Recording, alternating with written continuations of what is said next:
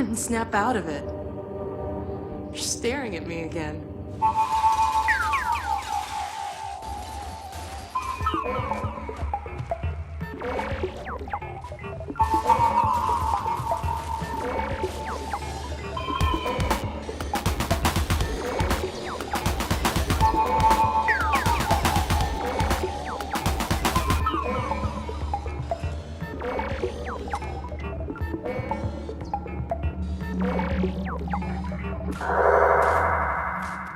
Come on, Dr. Kleiner, is it gonna work or not?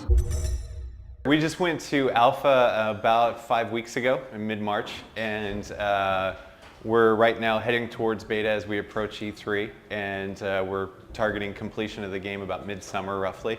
At Alpha State, we were basically able to play everything all the way through, and we're really sort of going through right now and doing a lot of the fine-tuning and looking at what the play testers are reacting to in positive ways and in negative ways, and turning up the volume on the positive and turning down the volume, or completely replacing the negative stuff, and really sort of trying to get pacing and art and everything ready to ship.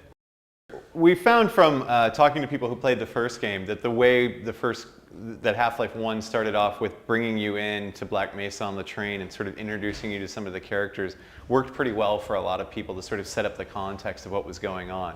So since Half-Life 2 takes place a few years after what happened at Black Mesa, and you, Gordon Freeman, the player, don't really know what's happened since then, we figured it would be sort of fun to start the player off the same way on a train ride into City 17. It slowly introduced some of the players and the mood and what's happened since Black Mesa along that path. There you are.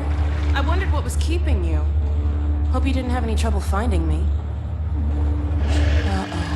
As soon as you arrive at City 17, you notice that the Combine soldiers are sort of keeping everybody and everything in check. There's scanners and cameras everywhere keeping an eye on you and all your fellow civilians as you get there. And as you move around, you find this character named Dr. Breen on the video screens and what have you, sort of telling you about life and how things are going in City 17 and sort of setting up the mood. And it's definitely sort of oppressive at the beginning of the game. Things are not, copacetic at the beginning. In the first game, we didn't do cutscenes, we really didn't do Easter eggs, but we did a lot of stuff that was sort of these little details where, you hit the elevator right after the accident in the first game, and the scientists came down, screaming, "Ah!" On their way down. And people really liked that. And then there was the one point in the game where the one scientist peeked out of the garbage can and was like, "I'm not going any further, I'm staying here," that he slammed it shut and stayed there. And that was sort of this dark humor, or sort of these little intricate details of the game that people felt, that told us, this made Black Mesa more fun. It made it feel more alive than a lot of sort of the shooting gallery games that they had played before that. So that's really important for us to inject as much of that stuff as possible into the game. And those attention to details by people like Mark Laidlaw and some of the designers, I think, are really what sort of set Half-Life apart from sort of, their counterparts in the FPS genre. A good portion of the game does take place in City 17. However, you do find yourself moving to smaller towns and sort of dock towns in and around City 17. There's also some injection of alien life and sort of the supernatural that is now existing on Earth. So we don't take you off the planet to Zen, but we do sort of bring a little bit of Zen and that type of gameplay down here to Earth to inject a little bit of that gameplay. So it's not all just sort of downtown stuff.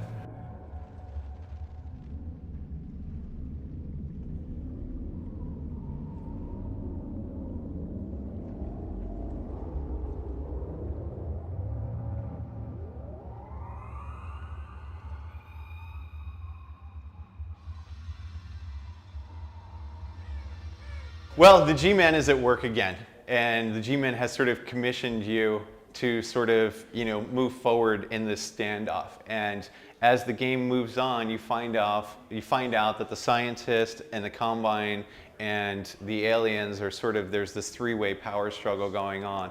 And obviously the scientists are your fellow colleagues, so at the beginning of the game, you sort of naturally move to ally with them. Throughout the game, you find out that different aliens are not necessarily allied with all of the aliens, and there's sort of a lot of sort of play going on with the three-way relationships that you assume that you understand at the beginning to sort of mix things up and keep it fresh as you go through the game.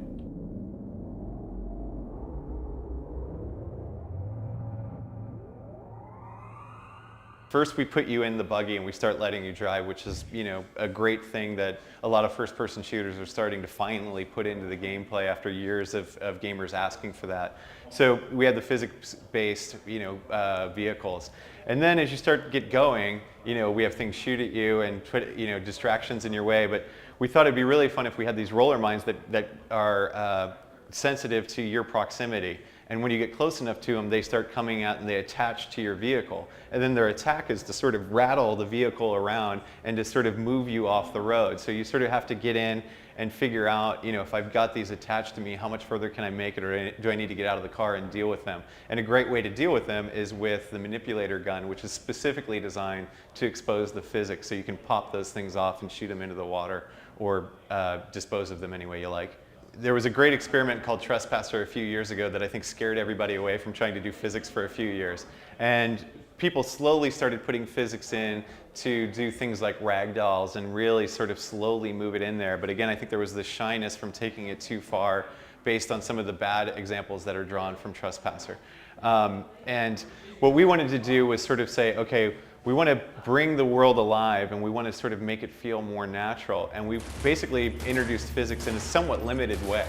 And the more we started play testing and seeing what people would do with physics, it started leading us to how we could extend that to make it fun. So doing things like you say, the roller mines were specifically designed to sort of play with the physics things. And then once people picked them up and said, I'm going to use these as a weapon against somebody else, then we said, okay, cool, we've got to set that up so that people can, have fun with those examples.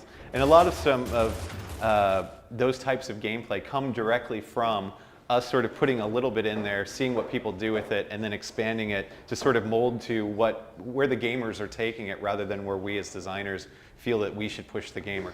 And that really sort of goes back to Valve's sort of philosophy of having this collaboration with the gamers, in that we're setting up the experience that the gamer will then author. And so there's simple things such as, how you get over a fence or something like that you can use physics for. And then there's more sophisticated ways such as taking the roller mines and using them as a weapon, or setting things up with a puzzle with a giant crane where you've got to sort of move some things around and then you start to come under attack while you're in the crane, and just sort of mixing it up a little bit there. And all of those things have come from watching the play testers. And again, we're at that stage now where we can sort of really watch people play all of the game in that way. And that's really when it starts to become fun, because we can see what's working and just give the gamers more of what's working.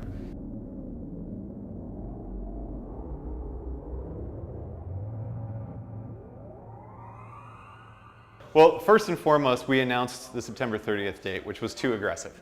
And as we came up on that date, we said, we're not going to make it. We're further out than we thought. And I think it was less than 2 or 3 weeks after that, we found out that the source code was on the internet and had been pirated. And so there was sort of this, we were later than we thought we were going to be, and then the unthinkable happened. And it was one of these situations where you don't know how to react to it because it's never happened to anybody before in that kind of a way. And the impact on the schedule was unknown because it hadn't happened to us before and we were already late. So you sort of had this, this double down on the worst situation. So, but the biggest result of that really was sort of, we had to go back and we had to make sure that, we weren't vulnerable in our network code and what have you.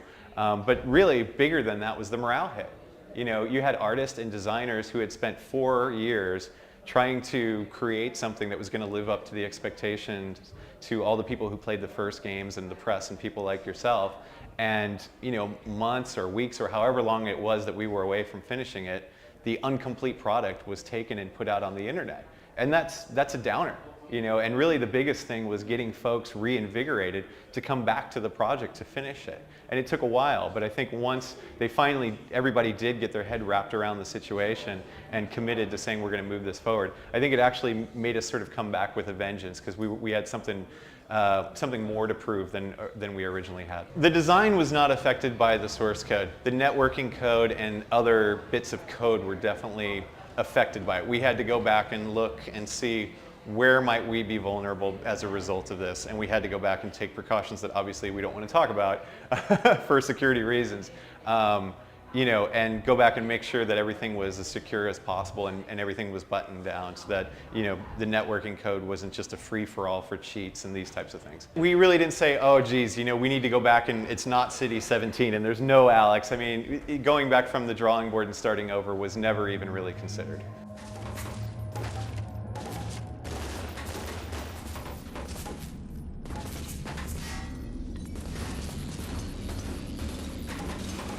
Yep, it's playable start to finish right now, and as I mentioned, we're targeting summer for release, and really our goal this year at E3 is to just show more of the gameplay and take people a little bit further into the story.